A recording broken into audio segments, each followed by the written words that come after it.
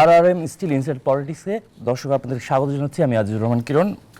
এই অনুষ্ঠানে মূলত সমসাময়িক রাজনৈতিক বিষয়গুলো নিয়ে আমরা কথা বলে থাকি। আজকে কথা বলতে চাই অন্তর্বর্তী সরকার, নির্বাচন ও বাস্তবতা এই শিরোনামে। এ বিষয়ে আলোচনার জন্য স্টুডিওতে দুজন অতিথি উপস্থিত আছেন। প্রথমে তাদের সঙ্গে পরিচয় করে দিতে চাই। আমার ডানেই আছেন বিএনপি চেয়ারপারসনের উপদেষ্টা জনাব আব্দুল সালাম, আপনাকে ধন্যবাদ। পাশাপাশি আছেন অ্যাডভোকেট সুব্রত চৌধুরী, সভাপতি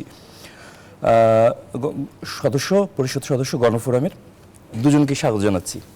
শুরুতেই বলছিলাম অন্তর্বর্তী সরকার, নির্বাচন ও বাস্তবতা এই প্রাসঙ্গিক বিষয় নিয়ে আলোচনা করতে চাই। আজকেও বিএনপির ভারপ্রাপ্ত চেয়ারম্যান তারেক রহমান কিন্তু একটি বিষয়ে আলোকপাত করেছেন আবারও তার বক্তব্যে বরাবরের মতো। সংস্কার প্রস্তাবে আলোচনা যত বেশি দীর্ঘায়িত হবে তত বেশি সংকটে পড়বে। তার অর্থ হচ্ছে সংস্কারের ব্যাপারে আপনাদের বেশ কিছু প্রশ্ন দেখা দিয়েছে। আমরা যতদূর দেখতে পাচ্ছি রাজনৈতিক দলগুলো অল্প সংস্কারের পক্ষেই, অর্থাৎ নির্বাচন অল্প সংস্কার করে নির্বাচনের দিকে যেতে চাচ্ছে। সেই প্রেক্ষাপটে যদি জানতে চাই, সংস্কার প্রশ্নের রাজনৈতিক দলগুলোর মধ্যে কি ঐক্যমত্য বা আস্থা ফিরে এসেছে কিনা বা আস্থা আছে কিনা? আপনাকে ধন্যবাদ। আমার সহ বিজ্ঞ আলোচক দাদাকে ধন্যবাদ জানাই, যারা আজকের অনুষ্ঠান দেখছেন শুনছেন তাদেরকেও ধন্যবাদ জানাই। শোনেন, এটা অল্প সংস্কার আর বেশি সংস্কার এটাই তো বুঝলাম না। বিষয়টা হলো যে এই সরকারকে আমরা ক্ষমতায় আনছি কিসের জন্য? যে বিগত 15টা বছর এই দেশের মানুষ ভোট দিতে পারে নাই। ভোটের অধিকার ছিল না, নির্বাচনী ব্যবস্থা ছিল না। এই সরকারকে আনাই হয়েছে যে জনগণের সেই ভোটের অধিকারটাকে যাতে এস্টাবলিশ করা যায়, একটা নিরপেক্ষ গ্রহণযোগ্য নির্বাচিত সরকারের কাছে ক্ষমতা অর্পণ করতে পারে। এটা হলো তার মূল কাজ। তো এর আগে ডে টু ডে ওয়ার্ক তো থাকবেই, এটা একটা ব্যাপার। আরেকটা হলো যে সংস্কারের কথা যেটা বললেন, অর্থাৎ এই তিনটা, একটা হলো ডে টু ডে ওয়ার্ক, আরেকটা হলো সংস্কার, আরেকটা হলো সংস্কারের মাধ্যমে নির্বাচনের দিকে সংস্কারের মাধ্যমে নির্বাচিত সরকারের কাছে ক্ষমতা হস্তান্তর। এই তো কাজ। এই কাজগুলো তো আমরা বলে আসতেছি ভেরি বিগিনিং, প্রথম থেকেই এই সরকারকে আমরা সহযোগিতা করতেছি এবং বলতেছি যে আপনি একটা রোড ম্যাপ দেন, আপনাদের চিন্তাটা কি আমাদেরকে জানান, আপনি কতদিন চান এবং এই সময়ের মোতাবেক কি কি করতে চান। আর যেটা আমরা প্রথম থেকে বলে আসছি যে এই সরকারের পক্ষে তো সব সংস্কার করা সম্ভব না। তার জন্য একটা রাজনৈতিক সরকার, তার জন্য অবশ্যই বাস্তবায়নের জন্য যেহেতু পার্লামেন্ট লাগবে, তবে সেটা হলো যে এই সরকার তো অত সময়ও নাই যে দীর্ঘ সময়, কারণ আমরা দেখতে পাচ্ছি যে অলরেডি 6 মাস চলে গেছে। এর মধ্যে পরাজিত ফ্যাসিবাদ আজকে দু একদিন আপনারা দেখলেন যে বিভিন্নভাবে তারা লিফলেট বিতরণ সব বিভিন্ন রকম হুমকি দিচ্ছে। এবং তারা কি বলতেছে, তারা তাকে যে ভেঙে গেছে যে শেখ হাসিনা, তাকে তারা বলতেছে সে নির্বাচিত প্রধানমন্ত্রী। এই যে তার মানে একটা ষড়যন্ত্র। আমরা তো জানি যে গত শেখ হাসিনা ছিল একটা অনির্বাচিত জবরদখলকারী একটা সরকার, তাকে আমরা তাড়াইছি একটা নির্বাচিত সরকারের জন্য। আজকে সে দাবি করতেছে সে নির্বাচিত সরকার আবার বাংলাদেশের ক্ষমতায় ফিরে আসতে চায়। বর্তমান সরকারের বৈধতা নেই। তাহলে এর জন্যই বলতেছি যে এই ষড়যন্ত্রগুলো যত, এই জন্য আমাদের চেয়ারম্যান সঠিক বলছেন যে আপনি যত এটা দীর্ঘায়িত করবেন আপনার সময়টা, তত এই ষড়যন্ত্রগুলো বাড়বে। আমার প্রতিবেশী দেশ অলরেডি ভারত কি বলছে যে আমি নির্বাচিত সরকার ছাড়া কারোর সাথে এই সমস্ত সমস্যার কথাই বলতে চাই না। তা আমার প্রতিবেশীর সাথে তো এমন অনেক কিছু আছে যেগুলোকে আমার ডে টু ডে কথা বলতেই হবে। এবং সেখানে কারণ এখন আমরা দেখছি যে আজকে যে কারণে দেখেন আজকে যারা গণহত্যা করলো, যারা হাজার হাজার কোটি টাকা চুরি করলো, আমার ব্যাংক শেষ করে গেল, অর্থনীতি শেষ করে গেল, আজকে তারা কিভাবে ইজিলি আপোষের সীমান্ত পার হয়ে ওই দেশে চলে গেলাম, ওই দেশে যায় আবার এই দেশের জন্য বিভিন্ন রকম ধমক দিচ্ছে। এটা কিভাবে সম্ভব হলো? তো এই সরকার যেটা বলে, এই সরকার যে দেশ পরিচালনার ডে টু ডে ওয়ার্ক করা নিয়মিত, যে এগুলি তো আজকে করতে পারতেছে না সে। এই প্রশ্ন আবার ফিরবো। সুব্রত চৌধুরী, আপনার কাছে যদি জানতে চাই, সংস্কার প্রশ্নে বড় রাজনৈতিক দলগুলো সংকীর্ণ মানসিকতা দেখাচ্ছে, এমন একটা অভিযোগ, ঢালাও অভিযোগ আছে যারা ছাত্র আন্দোলনের সঙ্গে জড়িত বা বর্তমানে সরকারেও আছে। আপনার কাছে কিরকম কিছু মনে হচ্ছে? না, এই ধরনের অভিযোগ তো পুরোপুরি ভিত্তিহীন। ওনারা কেন এইসব অভিযোগ করছেন? সংস্কার মানে কি? ওনারা যে একটা দীর্ঘসূত্রতা অবস্থান নিয়েছে এটা তো বোঝাই যাচ্ছে। 31 তারিখে আপনি ডেডলাইন দিলেন যে সব সংস্কারের আচ্ছা। প্রস্তাবনাগুলো আসবে। এরপরে আজকে তো 2 তারিখ। এরপরে হ্যাঁ, হলো 15 এরপরে ফেব্রুয়ারি। আপনি কখন আলোচনা করবেন আর কি করবেন, আর সব বিষয় নিয়ে কি একসাথে আলোচনা হবে? যেটা আপনার কাছে আসছে সেটা নিয়ে কথা বলেন, আমরা একসাথে কথা বলি আপনার সাথে। আপনি তো কখনো তো এজেন্ডা দিয়ে কথা বলেন নাই। আমরা সেটাই চাচ্ছি। আপনি আমাদের সাথে দূরত্ব সৃষ্টি করছেন সরকারের, আবার আমাদের তরুণ সমাজ যারা এই আন্দোলনে এত রক্ত দিল তাদের সাথেও একটা বিশ্বাস অবিশ্বাসের দোলাচলে ফেলে দিয়েছেন। আমরা তো একে অপরের পরিপূরক, আমরা সবাইকে নিয়ে একসাথে চলতে চাই। আপনারা নিজেরাই বললেন আপনারা সবাই এক পরিবারের সদস্য, তারপর পরিবারের মধ্যে ভিন্নতা আনছেন কেন সংস্কারের নামে? আর কত সংস্কার করবেন? অন্তর্বর্তীকালীন সরকারের তো এটা মূল দায়িত্ব না। মূল দায়িত্বটা একটা সুষ্ঠু নিরপেক্ষ নির্বাচন দেওয়া, যেটা এই দেশের মানুষ গত 15 বছর বঞ্চিত হয়েছে। আমাদের তরুণ সমাজরা ভোট কি জিনিস সেটা ভুলে গেছে। এমনকি স্থানীয় সরকারের নির্বাচন পর্যন্ত বাংলাদেশে করতে দেওয়া হয়নি। আপনি সেগুলো থেকে মনোযোগী হচ্ছেন না। তারপরে এখন বলতেছেন জাতীয় সংসদ নির্বাচন আগে হবে না স্থানীয় সরকার। কেন নতুন নতুন আপনি এইসব প্রশ্ন তুলতেছেন? নির্বাচন কমিশন গঠন করেছেন, ঠিক আছে, যে কোনো প্রক্রিয়ায় করেছেন। তারা তো বলছে ওরা অক্টোবরের মধ্যে তারা তৈরি হয়ে যাবে। আপনি সেখানে মনোযোগ দেন। আপনি প্রশাসন ঠিক করেন, আইন শৃঙ্খলা বাহিনী ঠিক করেন, বিচার বিভাগ ঠিক করেন। এগুলোর জন্য তো বসে থাকার সময় নেই। আপনি কথা বলবেন, অনেক কিছু স্বপ্ন দেখাবেন, আর বাস্তবতা হচ্ছে আপনি জটিলতা সৃষ্টি করছেন। আমি এখন এটা বলতে চাই যে আপনারা যতই সংস্কার করবেন, জনগণের কাছে মনে হবে আপনি সংস্কারের নামে অপসংস্কার, কুসংস্কার এগুলো আমাদের মধ্যে চালু করে দিচ্ছেন। এটা আমরা গ্রহণ করতে পারি না। আপনি দ্রুততম সময়ে জনগণের জন আকাঙ্ক্ষা যেটা, সেটার দিকে নজর দেন। আপনি প্রত্যেক দিনে নতুন নতুন কতগুলো বক্তব্য নিয়ে আসবেন এবং জনগণের মধ্যে একটা বিভ্রান্তি সৃষ্টি করবেন, রাজনৈতিক দলগুলোর মধ্যে ভাঙন ধরানোর সৃষ্টি করবেন। অলরেডি হয়ে গেছে, আপনারা দেখছেন না? বিশ্বাস অবিশ্বাসের দোলাচল চলছে। না, অলরেডি কথাবার্তায় তো বোঝা যায় একদল মাঠে নেমেছে যেন তারা ক্ষমতায় চলে গেছে, এবং তাদের বক্তব্যের মধ্যে হচ্ছে আচ্ছা নির্বাচন যখন দেবে সরকার দেবে। এটা কোনো কথা হইলো? একটা বড় রাজনীতি। আমরা যেন আব্দুল সালাম আপনার কাছে যদি একটা দৃষ্টি আকর্ষণ করি, 90 কিন্তু আমরা 3 দলীয় জোটের একটা রূপরেখা দেখেছিলাম এবং সংস্কার নিয়ে বেশ কিছু প্রস্তাবনাও ছিল। ছাত্রদের যে দাবি সেটা হচ্ছে যে 53 বছরের রাজনৈতিক ইতিহাসে আমরা যৌক্তিক সংস্কার বা নির্বাচন প্রশ্নে একমতে আসতে পারিনি। সে কারণেই এবার এই সংস্কারের যেহেতু সুযোগ আছে, সংস্কার করেই নির্বাচনের দিকে যাওয়া। আসলে এটা কতটা যৌক্তিক? তাদের কাছে গ্যারান্টি ক্যাপসুল আছে? তাদের কাছে গ্যারান্টি ক্যাপসুল আছে? বা ডক্টর ইউনূস বলতে পারবে যে আমাকে 1 বছর 2 বছর সময় রেখে সব সমাধান করে দেব আমি? আমরা এখন পর্যন্ত ওইভাবে, কারণ এটা হলো যে আমরা যেটা বলছি সংস্কার এটা চলমান প্রক্রিয়া। আরেকটা হলো যে এই যে 53 বছর কথা বললেন, 53 বছর কি এমনি চলে আসছে? আর 53 বছর রাজনীতিবিদদের হাতে ক্ষমতা কতটুকু ছিল? রাজনীতি নিয়ে আজকে যারা রাজনীতি নিয়ে সংস্কারের কথা বলতেছে, তারা কয়জন 5ই আগস্টের আগে রাজনীতির সাথে সম্পৃক্ত ছিল? মাঠে কয়জন ছিল এরকম? রাজনীতির সাথেই সম্পৃক্ত ছিল কয়জন? অর্থাৎ রাজনীতিটা যারা আজকে একে ঢেলে সাজাইতে চায়, রাজনীতি করবে রাজনীতিবিদরা, সেটার সাথে কোনো সম্পর্কই নাই। আপনি তাদের সাথে আলোচনাও করতেছেন না। তো এটা কি ওই সেনাবাহিনীর মতো ফরমান জারি করে দিলে হবে? তাহলে এটা তো যদি আপনি যে সেক্টরেই করেন, আজকে বিজনেস সেক্টরে আপনি একটা সমাধান করবেন, আপনার মধ্যে একটা চিন্তা আছে, আপনি তাদের সাথে মত বিনিময় করবেন যে কিভাবে তারা বিজনেস সেক্টরটাকে, ব্যবসায়ীদের সাথে কোনো মত বিনিময় সরকার সব সেক্টরেই আপনার যদি বিজনেসে চান, আপনি সাংবাদিকতায় চান, আপনি রাজনীতিতে চান, আপনি সংস্কৃতিতে চান, প্রত্যেকটাতেই। এখানে তো কেউ সব বিষয়ে মাস্টার না, তাই না? যার যার ক্ষেত্র আছে। তো এই ক্ষেত্রগুলোকে যদি আপনি করতে চান, তাহলে সেই ক্ষেত্রের লোকগুলোকে তো লাগবে। আপনি দীর্ঘদিন ধরে দেশে রাজনীতিই নাই, আর আপনি খালি রাজনীতিবিদদের দোষ দিতেছেন। রাজনীতিবিদদের তো রাজনীতি করতে দিচ্ছেন না। শেখ হাসিনা কি রাজনীতি করছে নাকি? শেখ হাসিনা তো রাজনীতিটা বিরাজনীতিকরণ করে চলে গেছে। সেই পথেই তো আমরা, সেই পথে এখনো হাঁটতেছে। সেই 111 থেকে শুরু হয়েছে বিরাজনীতিকরণের প্রক্রিয়া, এবং সেটা এখন পর্যন্ত চলতেছে। আমরা বারবার সেটা বলতেছি। তো ভাই রাজনীতিবিদদের রাজনীতিটা করতে দেন না। শেখ হাসিনা পার্লামেন্ট করছিল কাদের? আমাদের একটা অন্যতম আকাঙ্ক্ষা ছিল। এর জন্যই তো আপনি খালি দোষ দিবেন রাজনীতিবিদদের, আবার আপনার রাজনীতিবিদ রিটায়ার করার পরে বা সুযোগ পাইলে আবার রাজনীতিবিদ হইতে চাবেন, মন্ত্রী এমপি হইতে চাবেন, তাই না? কাজেই এটা বিষয়টা হলো পরিষ্কার যে আপনার রাজনীতিটা ফিরে আনেন, দেশে কোনো রাজনীতি নাই। 53 বছরে রাজনীতিটাকে আমরা রাজনৈতিক একটা প্রাতিষ্ঠানিক রূপ দিতে পারি নাই।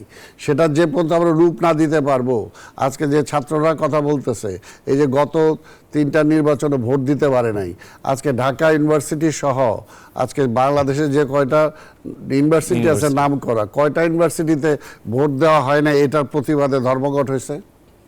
নামমাত্র। একটা নামমাত্র না, কোনো আন্দোলনই হয়েছে।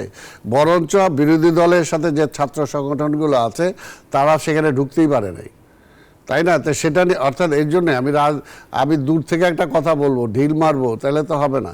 রাজনীতি বলি যেমনি এটা একটা দেশপ্রেমের ব্যাপার আছে, এটা একটা কমিটমেন্টের ব্যাপার আছে। যেমনি সততার কথা বলি, সততাটা কোত্থেকে আসবে, তাই না? তা আপনার সেটার জন্য তো প্রত্যেকটা জায়গায় ইনস্টিটিউশন আপনার বিল্ড আপ করতে হবে। তাই পলিটিক্যাল ইনস্টিটিউটে বিল্ড আপ করতে পারিনি আমরা, সব সময় সেটাকে মধ্যে আগে হস্তক্ষেপ হয়েছে। আজকে শিক্ষার কথা বলি, আজকে সংস্কৃতির কথা বলি, সব কিছু তো ধ্বংস করে দিয়ে গেছে বিগত ফ্যাসিবাদ। এই দেশের সংস্কৃতি বলেন, এই দেশের অর্থনীতি বলেন, এই দেশের শিক্ষানীতি বলেন, এই দেশের পররাষ্ট্রনীতি বলেন, সব কিছু ধ্বংস করে দিয়ে, এমনকি রাজনীতিকেও ধ্বংস করে দিয়ে গেছে। সেটা আমরা আজকে সুরঞ্জিত বাবু একটা দীর্ঘদিনের রাজনৈতিক নেতা, তারা কালো বিড়াল বানায় ছেড়ে দিছে।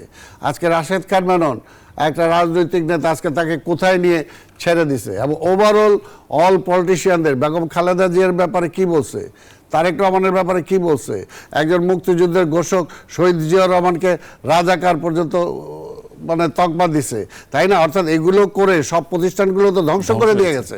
তা আপনি সেখানে দাঁড়ায় আজকে খালি বলে রাজনীতিবিদরা কি করছে, 53 বছরে কি, 53 বছর অন্যরা কি করছে।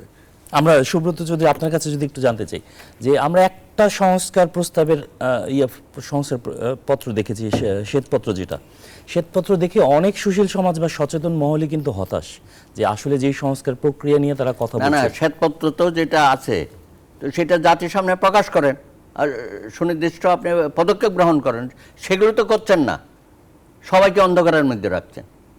আর করবেন করবেন বলে আর কত করবেন, 6 মাস হয়ে গেছে।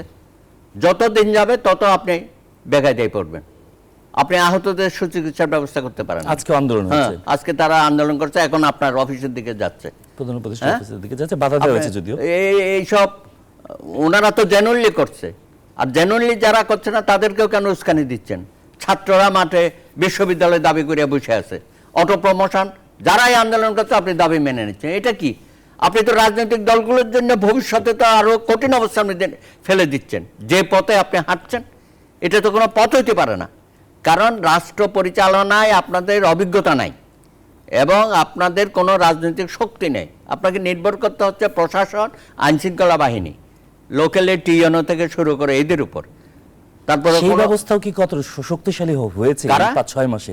এই যে যারা নির্বাচন প্রক্রিয়ার সঙ্গে যুক্ত থাকবেন, সেই প্রক্রিয়ার তো না না, সেখানেও তো আপনি রিফর্ম করেন না, ওইটা কি আমরা বাধা দিচ্ছি? আপনি নির্বাচন কমিশন রিফর্ম করেন, তাদের ক্ষমতায়ন করেন, সেগুলো আমরা দেখি। তারপরে নির্বাচনে যারা আমরা বলছি ডিসিকে দেওয়া যাবে না, ইলেকশন অফিসার ডিস্ট্রিক্ট যারা থাকবে তাদেরকে আপনি রিটার্নিং অফিসার করেন, তাদের ক্ষমতায়ন করেন।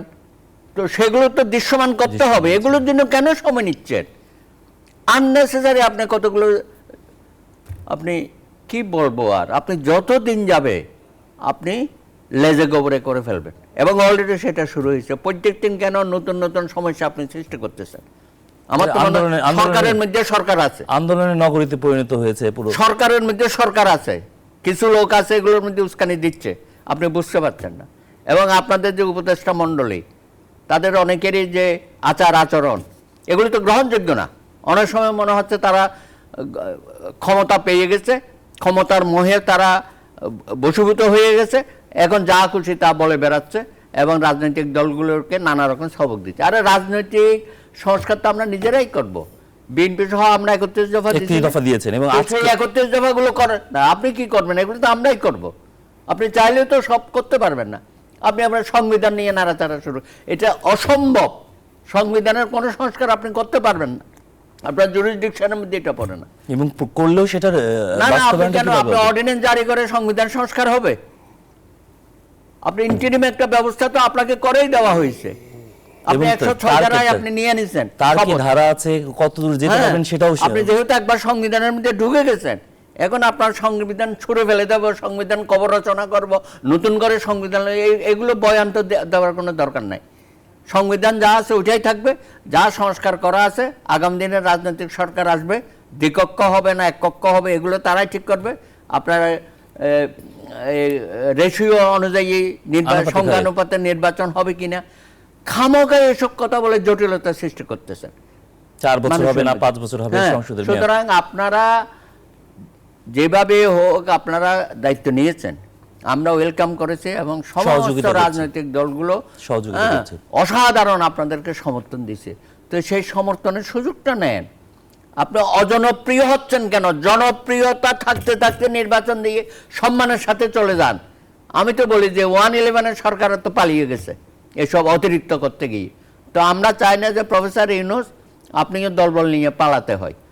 দয়া করে আপনি ভুল পথে যাবেন না, কারণ আপনাকে রাজনৈতিক দলগুলোর থেকে বারবার বলা হচ্ছে, কিন্তু আপনি সেদিকে ভ্রুক্ষেপ না করে এই সংস্কার কমিশনগুলো করে দিয়েছেন, সেগুলোর বিষয় নিয়ে আপনি জটিলতা সৃষ্টি করছেন এবং সেগুলো যে দ্রুততম সময়ে একটা পরিসমাপ্তি ঘটান, না হলে আপনি কোনোটাই করতে পারবেন। আমরা এই প্রসঙ্গে ফিরবো। যেন আব্দুল সালাম, আপনার কাছে যদি জানতে চাই যে সুব্রত চৌধুরী যেটা বলছিল যে এই সংস্কার নিয়ে যে আলাপ আলোচনা করেই একটা নির্বাচনের পথে, আমরা যতদূর জানতে পেরেছি সরকারের পক্ষ থেকে বলা হচ্ছে 15ই ফেব্রুয়ারির পর সংস্কার কমিটির সবগুলো রিপোর্ট পেলে রাজনৈতিক দলগুলোর সঙ্গে আসলে আলাপ আলোচনা করবে। আমরা আগের 3টা বৈঠক দেখেছি, অর্থাৎ সবাইকে ডেকে একসাথে বৈঠক করা, রাজনৈতিক দলগুলোকে আলাদা আলাদা করে বসে একটা নির্দিষ্ট সময় বৈঠক করে নির্বাচনের দিকে হাঁটার জন্য আসলে সরকারের কি করা উচিত? একটা জিনিস আপনারা আমার উত্তর দেন, এই দেশের মানুষ 71-এ মুক্তিযুদ্ধের পক্ষে ভোট দিছে, তাই না? এবং আবার সেই দেশের মানুষ যখন সেই আওয়ামী লীগ, সেই শেখ মুজিব ভুল করছে, তাকে ছুঁড়ে ফেলে দিতে দ্বিধাবোধ করে নাই, তাই না? তো মনে করেন এরপরে 90 বলেন 24 বলেন সব সময় জনগণের সেই রায়টা কিন্তু দিছে। পাশাপাশি আপনি দেখেন ভোটের নামে যখন আওয়ামী লীগ প্রহসন করছে, সেই ভোটকে মানে পাবলিক ভয় মানে করছে, অ্যাভয়েড করছে। তা আপনি সেই পাবলিকের উপরে আপনি খবরদারি করতে চাইতেছেন যে না নির্বাচন দিয়ে দিলে এখন মুখ জিতা যাবে। আরে ভাই তুমি এটা বলার কে? পাবলিক ডিসাইড করবে, অর্থাৎ পাবলিক এখন প্রস্তুত না, এই জন্য আমি এখন দেবো না। এই রাইটটা কে দিছে? এই রাইটটা কে দিল যে পাবলিক কখনো, এই দেশের জনগণ কখনো ভুল করে নাই। যেটা আমি বললাম সেই 70-এ বলেন, এর পরবর্তী পর্যায়ে বলেন, যখনই বলেন 90 দেখেছি আমরা। এবং এই লাস্ট ইলেকশনগুলো দেখেন না, শেখ মুজিব এই শেখ হাসিনা ইলেকশনের নামে যে প্রহসন করলো, 5%-এর বেশি লোক যায়নি ভোট সেন্টারে, প্রত্যাখ্যান করেছে। তা আপনি তাকে নিয়ে বলতেছেন যে না এরা ভুল ভোট দিবে, এরা ভুলের চোটে বিএনপির ক্ষমতায় না দিবে, বিএনপির ক্ষমতা আনা ঠিক হবে না, এটা ওনারা ঠিক করবে। ওনারা কয়েক ব্যক্তি বা তাদের কোন একটা দল বা 2-1টা বাংলাদেশের দল যারা আছে তারা ঠিক করবে। তার মানে তাদের কি পিপুলের উপর তাদের সুপ্রিম ক্ষমতা? আজকে তো এটা ভাবতে হবে যে সুপ্রিম ক্ষমতাটা কার, যে আমি একটা রাজনৈতিক দল করি। এটা কি সরকার বুঝতে ব্যর্থ হচ্ছে? না, সরকার এর জন্যই বলবো যে সরকার বুঝতে ব্যর্থ হচ্ছে বলেই সরকার যেটা যে আজকে দেশের মধ্যে একটা অরাজকতার দিকে ঠেলে দিচ্ছে দেশটা, যেটা কোনোভাবেই ঠিক হবে না। এই জন্য আমরা বারবার বলতেছি যে এই যে মনে করে যে এই আন্দোলনের মধ্যে দিয়ে একটা জাতীয় ঐক্য গড়ে উঠেছিল। আজকে যেমনিভাবে স্বাধীনতার পরে আওয়ামী লীগ শেখ মুজিব আর মুক্তিযোদ্ধা এগুলো সব দলীয়করণ করতে যে তারা কিন্তু জাতীয় ঐক্যটারে বিনষ্ট করে দিছে। আবার জিয়া রহমান আইসা জাতীয় ঐক্য সৃষ্টি করেছিল বলে দেশটা আগাইছে। তা আবার এইবার এই 5ই আগস্টের পরে এই আমরা কে কি করলাম এটা নিয়ে টানাটানি শুরু হয়েছে, কার অবদানটা বেশি, কে কি এই টানাটানি। আরে ভাই করছে পিপল, জনগণ। আমরা তো বলছি, আমরা কি আন্দোলনের সময় কি বলছি যে আন্দোলনটা শুধুমাত্র প্রধানমন্ত্রী বেগম খালেদা জিয়া বা তারেক রহমান বানানোর জন্য না, এই আন্দোলনটা ক্ষমতা থেকে সরানোর জন্য, হ্যাঁ এটা দেশটাকে রক্ষা করার জন্য, মানুষের অধিকারটাকে প্রতিষ্ঠা করার জন্য, ভোটের অধিকারটা প্রতিষ্ঠা করার জন্য। এবং আমরা বারবার বলছি এই আন্দোলনটা আপনাদের সবাই অংশগ্রহণ করতে হবে। আপনাদের প্রেজেন্সে বলছি যে সাংবাদিক বলেন, বুদ্ধিজীবী বলেন, ছাত্র বলেন, সবাইকে রাজপথে নেমে এসে একটা অভ্যুত্থানের মধ্যে দিয়ে সরকার ভাগাইতে হবে। তাই হয়েছে। তাই হচ্ছে যে আমরা তো বিএনপির হাতে বারবার বলছি, বিএনপির হাতে তো অস্ত্র নাই না, কেউ যে আমি এককভাবে নেতৃত্ব নেওয়ার চেষ্টা করছে অস্ত্র না। নিয়ে আজকে সরকারি বাহিনীর সাথে আমি যুদ্ধ করব, এই অস্ত্র তো আমার নাই। তা আমার অস্ত্র জনগণ, তো সেই জনগণ রাস্তায় নেমে আসছে, এবং নেমে আসার কারণে শেখ হাসিনা পালাইছে, তাই না? এখন যদি এইটাকে পুঁজি করে আমি মনে করি আমার বেশি দিন উপদেষ্টা থাকতে হবে, মন্ত্রী থাকতে হবে, আর পাবলিক ভুল করে ফেলাবে, এখন যদি আমি এটা দেই পাবলিক ভুল করে ফেলাবে। আরে ভাই, পাবলিক ভুল করবে না, রাইট? এটা তুমি ঠিক করার কে? এটা পাবলিক উইল ডিসাইড। আমরা একটা বিরতি নিতে যাচ্ছি। বিরতির পর আসলে জনাব সুব্রত চৌধুরী আপনার কাছে আসতে চাই যে নির্বাচন প্রশ্নে আমরা এক হতে পেরেছি কিনা এই প্রশ্নের উত্তর খোঁজার চেষ্টা করব। দর্শক আমাদের সঙ্গেই থাকবেন। একটা বিরতি নিচ্ছি RR স্টিল ইনসাইড পলিটিক্সের। বিরতির পর আবারও স্বাগত জানাচ্ছি RRM স্টিল ইনসাইড পলিটিক্সের। বিরতির আগে কথা বলছিলাম অন্তর্বর্তী সরকার নির্বাচন ও বাস্তবতা প্রসঙ্গে, এবং একটি প্রশ্ন ছিল সুব্রত চৌধুরী আপনার কাছে যে নির্বাচন প্রশ্নে আসলে কি আমরা সব রাজনৈতিক দলগুলো একমত হতে পেরেছি কিনা, আপনার কাছে কি মনে হয়? না, সবাই তো নির্বাচনে চায়, একমাত্র চায় না অন্তর্বর্তীকালীন সরকার।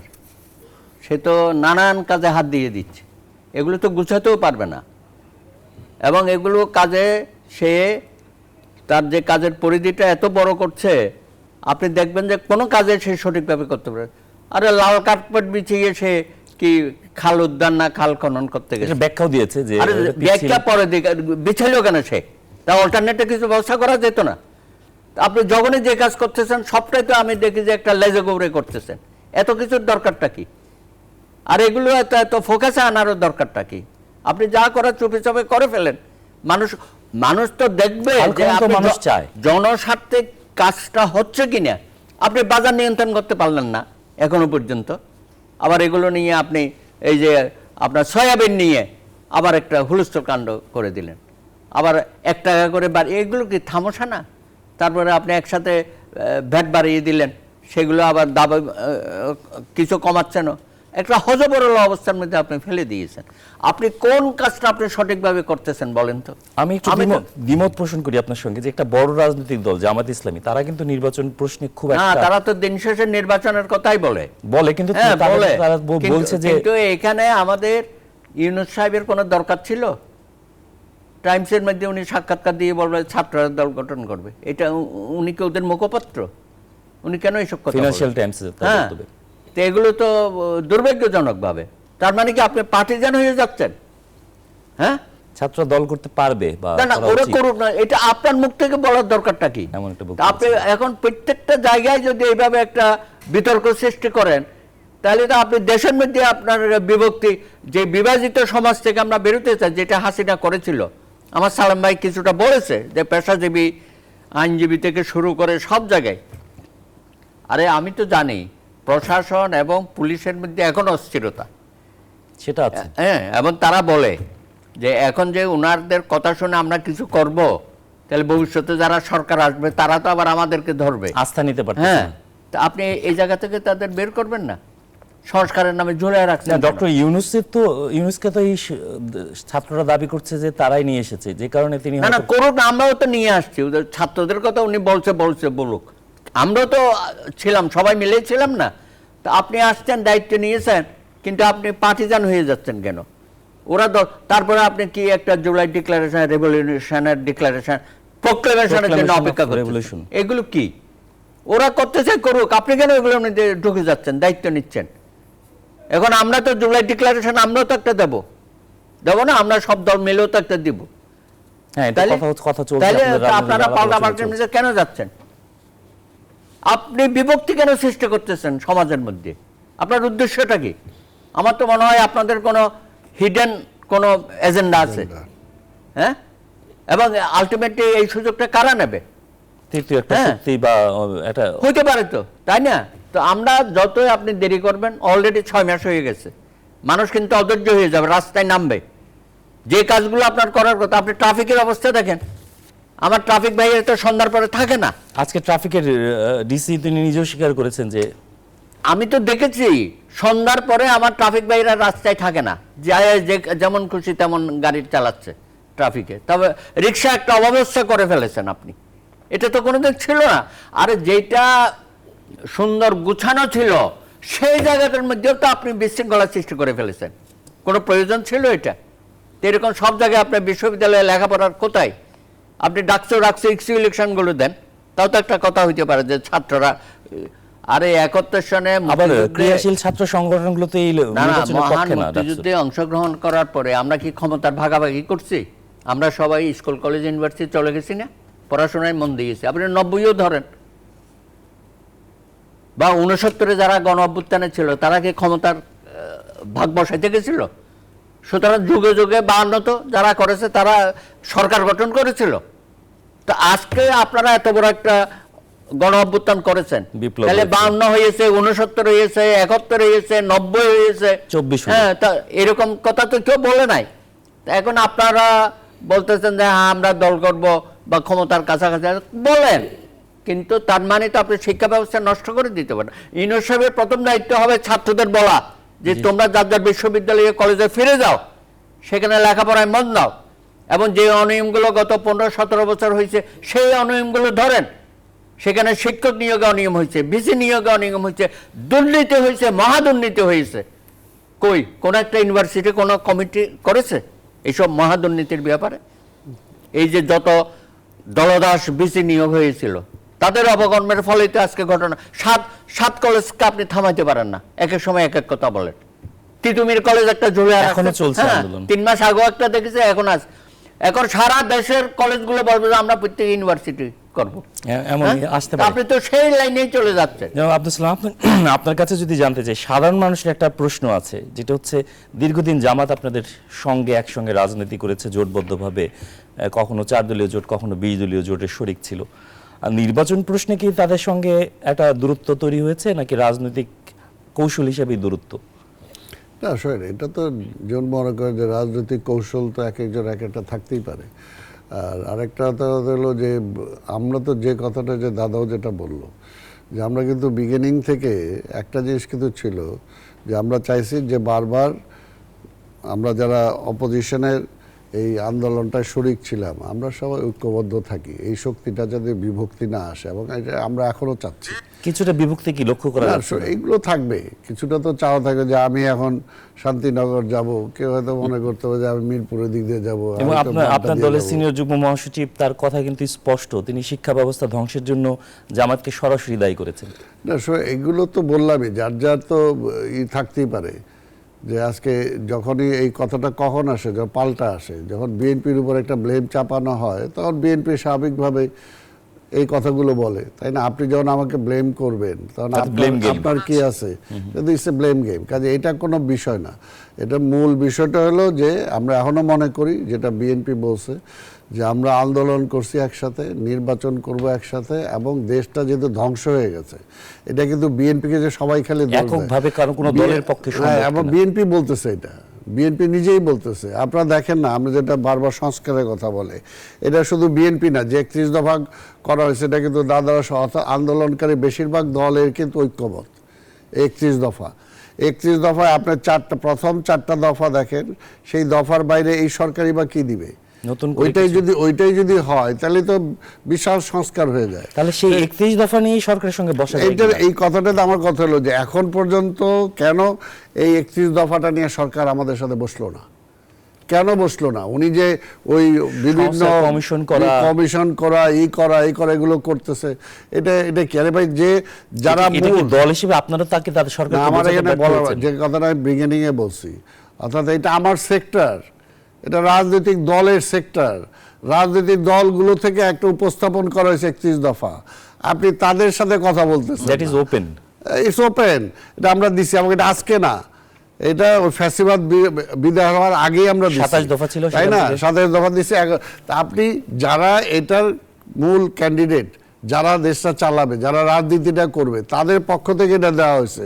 আপনি সেটাকে কোনো কনসিডারেশনে না নিয়ে আপনি বিভিন্ন জাতীয় আন্তর্জাতিকভাবে আপনি ঘুরে করতেছেন, এটা তো মানে সলিউশনের পথ না। এর জন্য বলবো যে সরকার মিনিংফুল কিছু করা উচিত।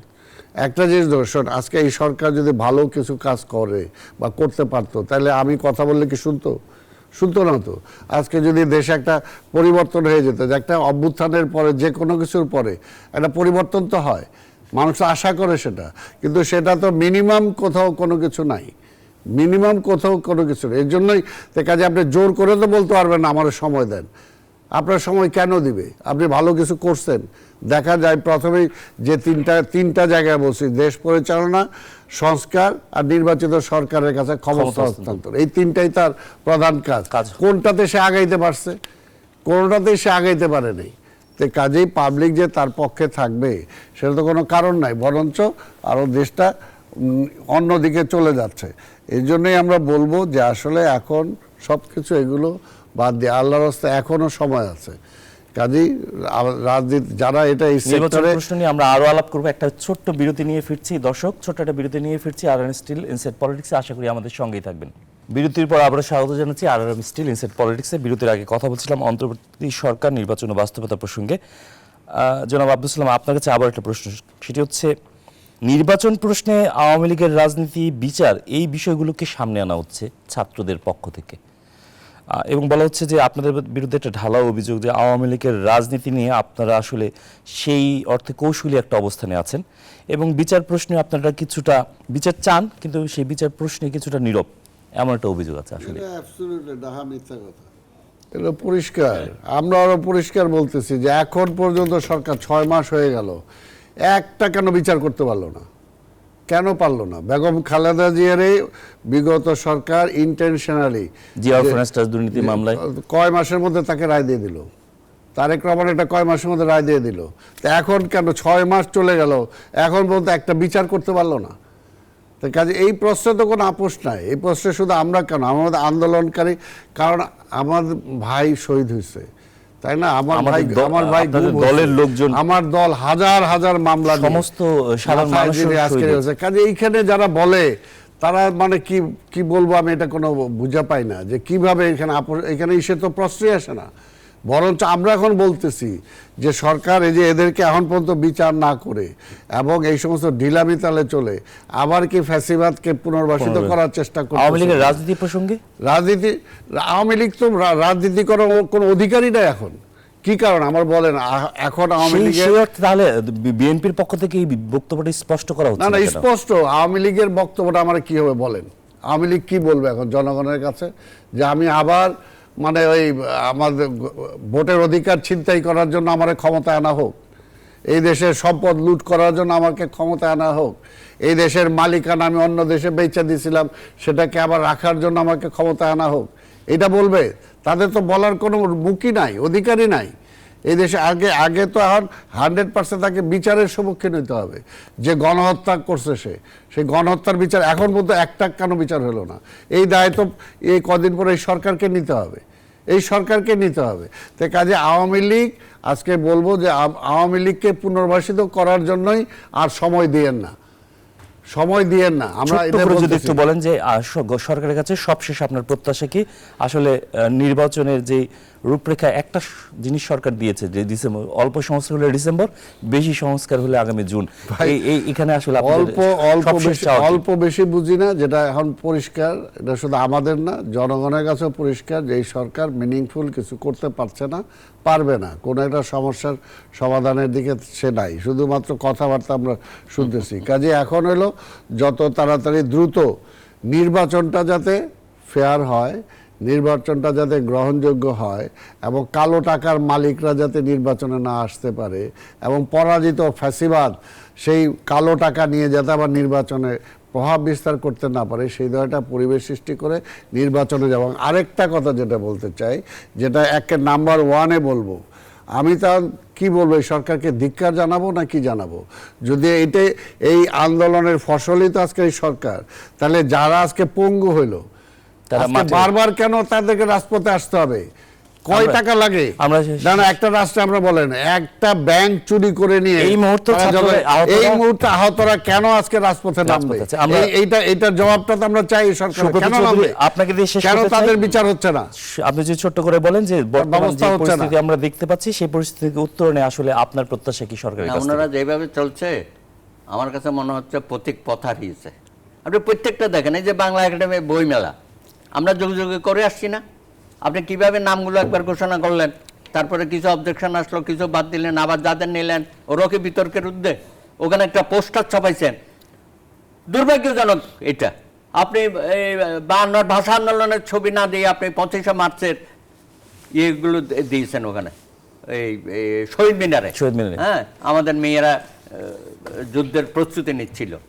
হ্যাঁ, সেটা আবার নিজেরা ধরতে পারেন না, অন্যরা ধরায় দেয়। এবং ওখানে যিনি ইয়ে নিয়ে বসেছিল পোস্টার নিয়ে, তিনিই প্রতিবাদ করছে যে এটা তো আমার 71-এর ছবি, এটা 52-তে গেল কিভাবে।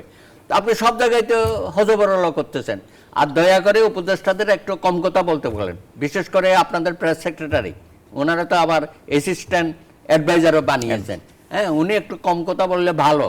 এটা সরকারের আমরা প্রত্যাশা করি যে আপনার কথা প্রত্যাশা তো আমাদের আছে। হ্যাঁ, আমাদের বুক ভরা প্রত্যাশা, আকাশ তো প্রত্যাশা আছে। কিন্তু যখন দেখি যে আপনি প্রতিটা কাজে ভুল করেন, তখন তো প্রত্যাশার জায়গাটা আস্তে আস্তে তো নিপতে থাকে। আমরা নিপতে থাকতে চাই না, আমরা উজ্জ্বল থেকে উজ্জ্বলতা হইতে চাই। আপনার যেটা দায়িত্ব সঠিক সেটা করেন এবং প্রায়োরিটি ঠিক করেন, কোনটা আগে কোনটা। আপনাকে অসংখ্য ধন্যবাদ। দর্শক, অ্যাডভোকেট সুব্রত চৌধুরীর কথা দিয়ে শেষ করতে চাই, পথিক যেন পথ না হারায়, অর্থাৎ অন্তর্বর্তী সরকার যাতে যৌক্তিক সময় একটি নির্বাচন দিয়ে অর্থবহ একটি নির্বাচনের মাধ্যমে তাদের ক্ষমতা হস্তান্তরের মাধ্যমে নির্বাচিত সরকারের কাছে দায়িত্ব দিয়ে তারা বিদায় নিতে পারে, এমন প্রত্যাশাই এই দুই আলোচক করেছেন। আজকের মতো আর স্টিল ইনসাইড পলিটিক্সে শেষ করছি এখানেই। আশা করি নতুন কোনো বিষয় নিয়ে আবারও দেখা হবে।